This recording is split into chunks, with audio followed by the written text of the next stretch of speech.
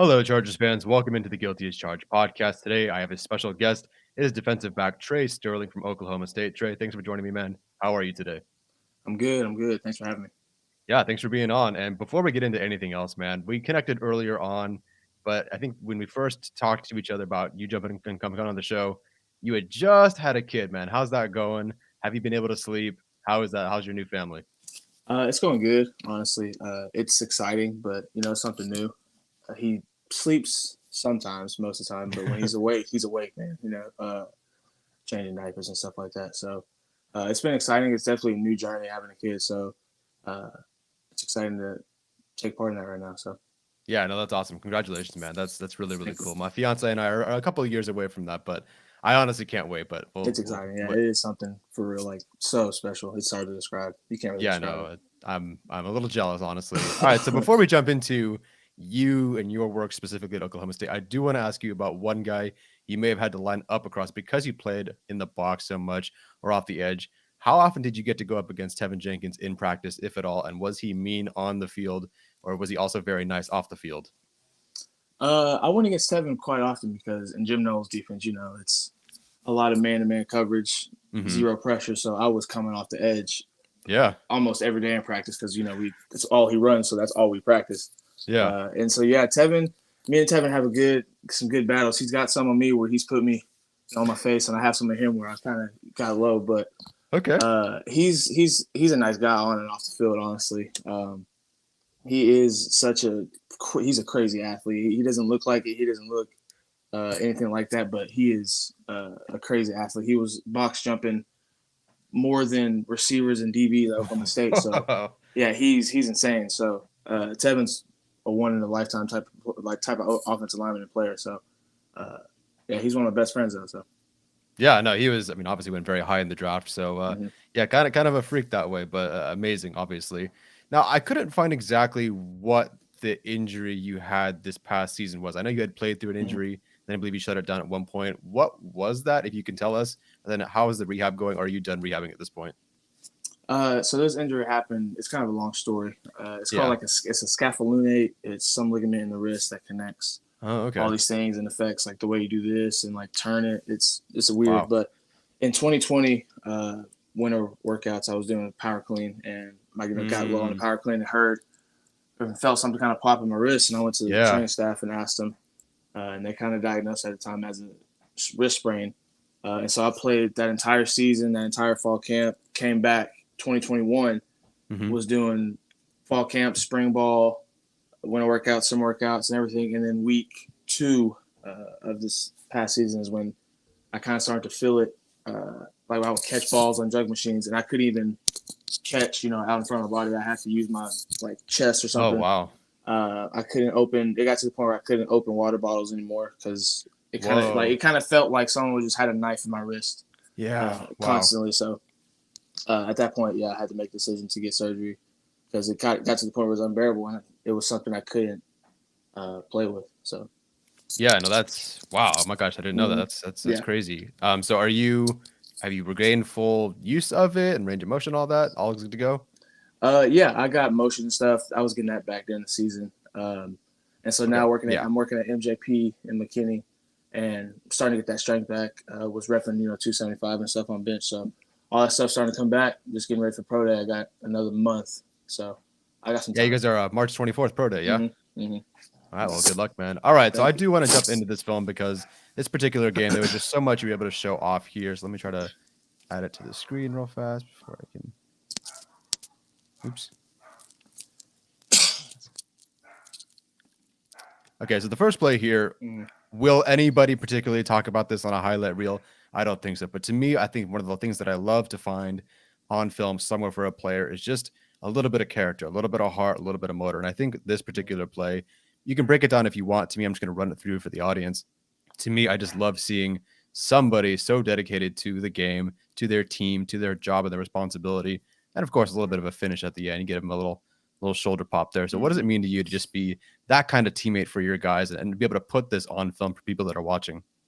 Yeah, really, when I'm playing, it's kind of crazy how everything just kind of bucked. Like I don't see any of the crowd. I don't hear any of the crowd. That kind of happens when I get back to the sideline. But Yeah. Knowing Brees Hall, he came in. This is before or right when he started blowing up. So I mean, Mm-hmm. we knew about him. So Brees Hall, he's that type of player who can turn runs like that into touchdowns. So being on the field, and I'm seeing this happen from like 15, 20 yards. I'm just at home watching what y'all are watching, and I'm seeing he's about to go make a Yeah. crazy play, and I'm just like, Right. I'm not gonna let that happen. So, and I knew the corner. I think that's Rodarius. I knew he had contained, so Yeah. I don't have to go and try to beat him anywhere. I'm just trying to cut him off at the really the lowest point or the soonest point I can get to him. Yeah. And I mean, So there are certainly some defensive backs who, are, particularly corners, safety is not as much, but corners are a little bit shy away from, making this kind of attempt and working downfield like this. But I mean, listen, you never know. If this guy beats this guy, I forget what you said his name was, and he's gone. But you could have honestly just let the play go. You're way over here, but you finished the play. And I just think that's fantastic. I loved seeing this because that just checks a box. I'm sure there are several other plays like this, but this one in particular really stood out. Okay, so the next play. So you came off the edge quite a bit, and you talked about that particular defense. So I personally am not familiar with this defense. So what are you asked to do, or what were you asked to do? I believe this is 2019, so I don't know how much your role may have changed. But what were you asked to do? What is kind of your responsibility? Because this seems a little bit unique.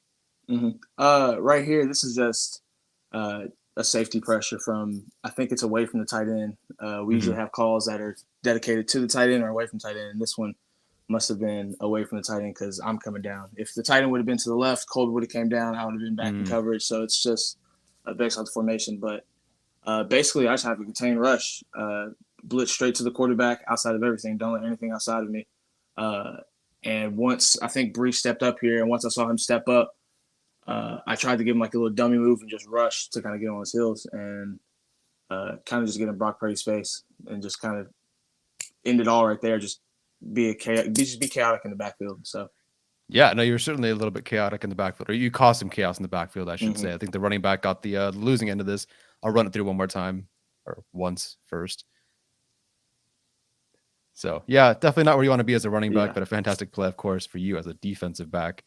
So you called it you said dummy move. Is that what you're calling it? Because it's just kind of like or something. Yeah, it's kind of just like a hesitation, like as if I'm about to give him something like inside out, and then just turn into a bull rush, just rush straight through him.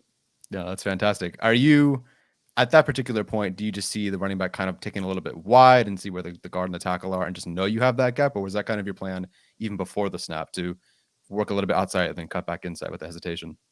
That was kind of just pre-snap because I was working outside regardless because I have contained over everything. So if they were to do like the option to my side, I would have to contain everything. Right. And so I was just kind of going outside everything. And once I saw Brees and that guard kind of set up, that's kind of the only move that I thought was really available at the time. So yeah, no, it worked out pretty well. I mean, it worked out for them too because they caught the ball, but your job was taken care of them. And yeah, a couple of you had a couple of reps in here where you could not have had better coverage, and somehow the football got to the tight end or whatever. Like I can't believe exactly what you're talking about this game. Yeah, I know exactly what play you're talking about. Yeah, it's like I was so mad because I knew you had an interception in this game before I watched the game, and I'm like, I kept watching it. Like, was that the interception? I should have had like 3 more. Yeah, yeah, no, definitely. Yeah, so, I forgot about this game, but yeah, this is one of my first I guess great standout games. But yeah. Oh, wow! I'm glad I picked the one of those. That's awesome. So you weren't necessarily the weak side guy, like in particular. It just whatever was on that particular play. Yeah. You just happened to line up that way, and the responsibility was dictated by who lined up. Oh, okay. Yeah, usually Colby was to the boundary. If you look on all these clips, wherever the ball is on the hash, Colby is always to the short side of the field. I'm always to the wide side of the field, and we just play based off rotation like that. So it just switches back and forth between fitting and coverage and all this type of stuff. Yeah, nice. So you're on the same spot here this time against the run. I would love to just hear your thoughts about this one. I'll run it through just so for your information for everybody else who's watching. I just would love to hear about your take on run discipline, because there's so many moving parts, particularly in college football. You have the quarterback, you have the running back, you have the receivers motioning here. How do you stay grounded, and what are you thinking? What's your thought process through this entire play here? So I have that tight end man-to-man basically, and I'm pretty sure it was a short yardage play here. It was like 3rd and maybe 2 or something like that. Maybe. And so just knowing down the distance, you have to know it's either going to be a release by the tight end like immediately, or it's going to be some type of like out block or down block or something. So I was anticipating something, And once my defensive end got hands on him and eliminated the option of going out of the route, then I'm just reading the quarterback and the running back and playing kind of a shuffle technique on both Yeah. of them in a read. And so whichever one he hands it, I just got to go take the dive. It may be a little late. Like I should have probably made the TFL. That's something I would probably critique myself on. But yeah, just go and make the play. That's all that was really. I had him man-to-man, but once I saw that he was occupied with that DN and that it was a run, it wasn't really necessary to stay on him anymore. So. Yeah, the shuffle technique was perfect. I mean, I think there's not a whole lot you really could have done at that point because you do have to. There's that split second decision, so I don't think anyone could really fault you for not being able to make the play. But of course, I know you would like to make the play here. Yeah. So I mean, it seems like you guys are very well coached, or at least that you are very well coached to do this. Because I'll see some guys. I mean, I'm not saying he's a bad player. Kayvon Thibodeau is amazing, but I saw him like they were in particular asking him to shoot gaps and just go attack. And sometimes, especially on option plays, the running back would go the other way, and they would lose yards because you were just so aggressive. So, how do you balance being aggressive and getting that tackle for a loss versus being disciplined and also not giving up the 30-yard play for a touchdown to your left?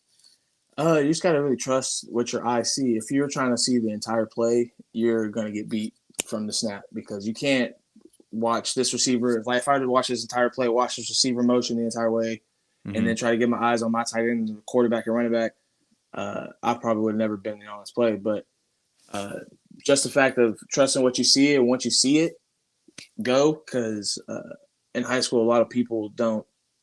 Because coaches say it's a common cliche thing. Don't go until you know, but it's honestly true. Don't go anywhere. Just sit until you know, and once you know, you have to go full speed. That's really how you kind of just balance being patient and then out of nowhere just shooting out of a cannon and going once you know. So yeah, it's awesome. I believe this was your freshman year, or this is your first year starting? This is my red shirt sophomore. Yeah, it's my first year starting. Sophomore. Gotcha. Where did you end up going to high school? I didn't look this part up. Sunnyvale. So. It was a small 3A out of Texas, right by Garland. So it's a small school. Okay, gotcha. Nice. Yeah. No, I mean, for you to basically walk onto campus and already be able to do what you're doing here, on all these clips is amazing. Okay, so last one of my favorite interceptions because there's just something so satisfying about watching interceptions. It's just like a perfect hands-up plunk like that. Yeah. So for this one in particular, I should have probably had the sideline angle for this one, but what are you seeing at this point? Because this is funny because I think there's maybe 20 seconds on the clock and we're up by 3 or 4, something like that. And so obviously the funny thing is about this, I got yelled at by Coach Knowles. I have that slot right there. I have him man-to-man. Okay. But we're just playing really off because, they have to get in the field goal range, and that's really far from where they are right now. And so I have him man-to-man, and if you run the clip, he just runs a drag, and I completely let him go and just play like a robber in the middle of the field. I completely let him go because really I'm just thinking, bro, he has to go further than a drag. He can't throw that, and if he throws that, we're just going to rally to it, and it's just going to either run out the clock or that's just going to be a waste of play. So just kind of as a football player, I knew that he was going somewhere with deeper than that. So I just kind of played back and played that robber, and that's when I guess he didn't see me and decided to throw it. But yeah, no, I got yelled at for it. But then I also he praised me, but also he called me stupid. But yeah, you're stupid, but you also you're stupid, but you also made a game-winning pick. Yeah, you just made yourself a ton of money with that one. But no, I mean that's. I mean, I got to try to pause it at the right time. That's gotta feel so good. And so the other interceptions you think you should have had earlier in the game, so there was one where you were in perfect coverage and the ball just was like, I don't know how it went through. Was there another one? That was like the first quarter on number 88, 85, 88, something like that. It was like on a drag route. Yeah. Man. There's a couple on there I should have had. All right, so more gratifying, an interception like this or a sack? It just depends on the type of sack, really. Okay. Like if it was a Colin Oliver, Oklahoma sack, 100% the sack. Okay.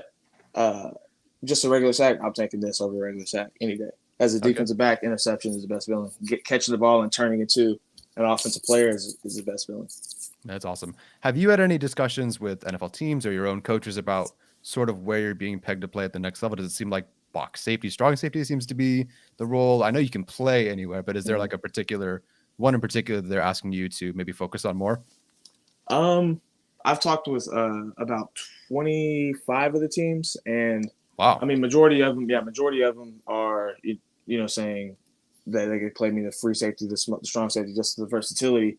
Yeah. But I would think that majority of the teams would probably use me as kind of the box safety, just because I'm a little heavier set. But that's what also makes me such a valuable pick is the versatility that I have is going into the curl read, into the deep zone, and the range I have, and also on the slot man to man. So. Yeah, absolutely. Okay, so 25 teams. Any chance one of those is the Chargers? Yeah, actually, they were. Chargers did give me a card. Yeah, I did. Oh, that makes me so happy. I love it. So the Chargers have had, I mean, I don't know if you would have known this, but they've met with 3 other safeties. So you have some competition, and they're all versatile guys that can move free, slot, box, pass rush, whatever. So you fit. That's why I wanted to ask you, because you fit exactly what they were looking for. Yeah, I've been looking for. Interesting. Okay. Yeah, I've been talking to my guy Eamon up there too. I've been talking to him for a little bit. Yeah. Oh, he's from Oklahoma State. That's right. Yeah. Oh yeah. Mm-hmm. All right. Small world, man. Small world. Yeah. All right. He was in some of those clips. Yeah. Oh my gosh. I didn't even consider that. That's awesome, man. That's really cool. So, all right. So the draft is obviously approaching, and I'll let you go after this question. What at this point are you doing to prepare? There's a lot of interview prep, there's a lot of film study, training, nutrition, and also where are you going to be on draft weekend? Hanging out with family, with the newborn? What are you doing? This draft process has really just been a lot of kind of isometric movements and kind of technique and getting all of my power and strength into technique and running the best time that I can in the 5, 10, 5, the 40 and stuff. So it's a little different than kind of in-season lifts where you're trying to build strength and stuff. But it's different, and it's definitely helping. I feel faster every day by day. But on draft day, I'll probably be chilling with family in the house, just sitting with the family, with the sun in the hand. Get the call with the sun in the hand if I get one. Yeah, and it'll be the best day of my life. So. Oh man, that's awesome, man. So many great things happening for you. Trey, thank you so much for joining me. I honestly will say, like, I'm almost done with all the interviews. This, I think, is my favorite by far. So I really appreciate everything you brought to the table. And I'm hoping you get a call from the Chargers, man. That would be amazing. I hope so. It would. All right, thank you for joining, man. Chargers fans, make sure to check out Trey Sterling on Twitter, on social media. Follow him through this whole draft process. He's going to do some great things, man. Take care, guys. Everybody, enjoy the rest of your weekend. And as always, bolt up.